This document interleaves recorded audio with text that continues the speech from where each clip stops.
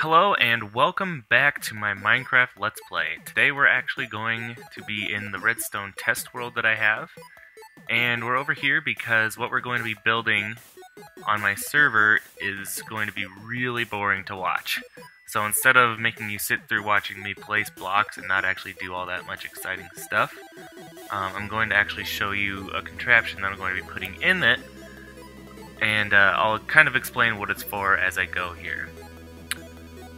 So, this is the contraption, and what I'm going to be building is a giant maze for new players to the server, and it's kind of like a test of your merit type thing where basically they have to navigate the maze, and if they can navigate it, then they will be allowed to be part of the server. And one of the things that's going to be in the maze is there's going to be a room where they have to pick up an item from the chest in that room, and they have to put it in the chest by this door in order for the door to open for them to be able to move to the next, or to move to the room and become, part of the server, one of the players on our server. So I'll kind of show you. This door doesn't open, obviously. It's an iron door, and with iron doors you have to use either some sort of redstone, or a lever, or a button, or pressure plate, or something, some contraption to open it. You can't just open it by right-clicking. So in this case, I have a chest here, and we can just take an emerald, or literally any of these items, put it in here, the door opens, and then I also have a pressure plate set here with a command block underneath. And that command block will actually teleport me to that iron block over there. So it teleports us around the block, and the door shuts again. So now the maze, in a perfect world, would be reset for the next person to try the maze. I'm not really sure how many more people we'll be adding. I know potentially at least one other person that we might be adding, maybe more. But yeah, so I thought this would be a cool way to kind of get them acquainted with the server and kind of the kinds of stuff that we'd be doing on the server. So I'll show you how this works, and yeah, on the server we will be using command blocks, and the spot that I'm building it is actually pretty much at the complete bottom, so I'll actually be building it in creative on the server. So, I mean, I've kind of leveled with the fact that it's a little bit cheaty, but I think it'll be a really cool addition to the server, and everybody else on the server seems okay with it. So, let's get started, and I'm actually going to get rid of these because I just designed this thing right before recording, so I'm going to have to look back every now and then maybe.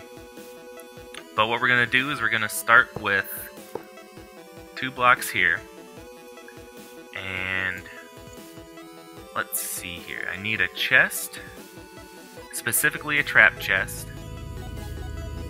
and the reason for that is because this is also going to utilize hoppers. And what the hopper is going to do is it's going to send the item that we put in here. Once you're done with this thing, it's going to send it all the way back to the room, so I don't have to just fill it with a ton of items. I can put one item in, and it'll constantly repopulate itself, so you don't have to keep going back for more. And it should never empty. So what the hopper does, or what the trap chest does, is it makes it so I can put an item in here, and the trap chest will lock any hoppers attached to it. And in a normal chest, this would have already disappeared, and we need it to still put out an output. So we'll take a block, and we put one comparator there. And then you can see, I put an emerald in here, the comparator lights up so it'll output a signal. So, then we need, let's see, a block like this, a dropper facing up, a dropper facing over, and then a hopper going down into this first dropper. And what we need to do is put an item in here, and what this is essentially is just a giant switch. So when a signal goes in here, it powers this dropper, pushing the item into this one. Then this dropper, since it has a signal, will also power this one. It'll send the item into this hopper, and it'll drop it into this one, and this comparator will then detect that there is something in here. So we're also going to need to put a block here for later, but we'll put a block here, and this is what will actually carry the redstone signal. And then we'll need a repeater there, and another redstone dust there. And the reason for this repeater here is because an item in this dropper will not put out enough signal through this comparator to power more than one spot of redstone dust. So then we can take this, and this is where our door will be. So we'll make our arch for the door. We'll go ahead and put our command block there. And so this is actually the mechanism completely done for opening the door. You can see we can do this, we put this in here, and the door opens. But then what we need to do is we need to send another signal back to shut the door. So we need to grab a pressure plate. Need to put that here. And command blocks are actually just like hoppers or chests or anything. If you want to put something on top of them, you hold shift and right click. Now I need to actually look back to make sure I'm doing this right.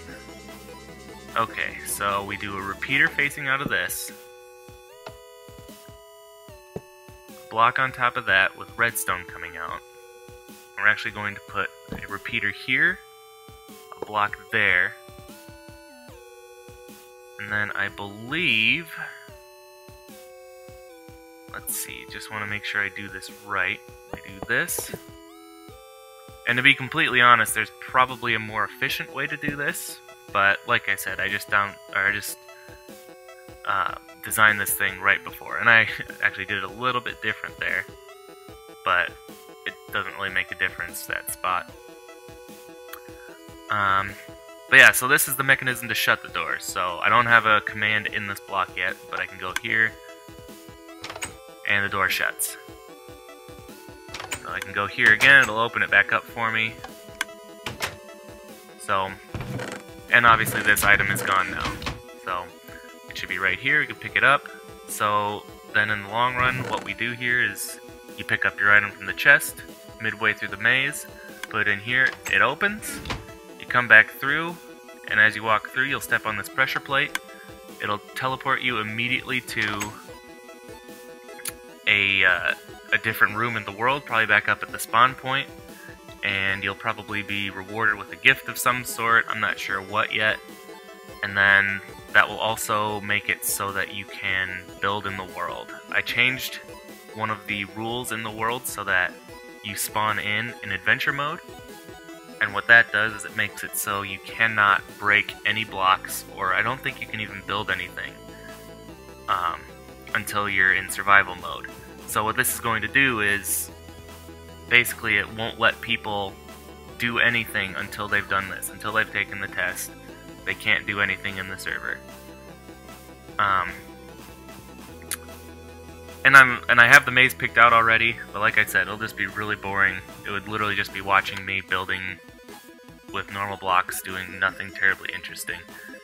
It's not going to look that good, it's just going to be using bedrock, which is the other reason I have to do this as in creative mode, because I'm going to be building with bedrock. And yeah, so I just thought I'd give you this little peek into what I'm going to be doing.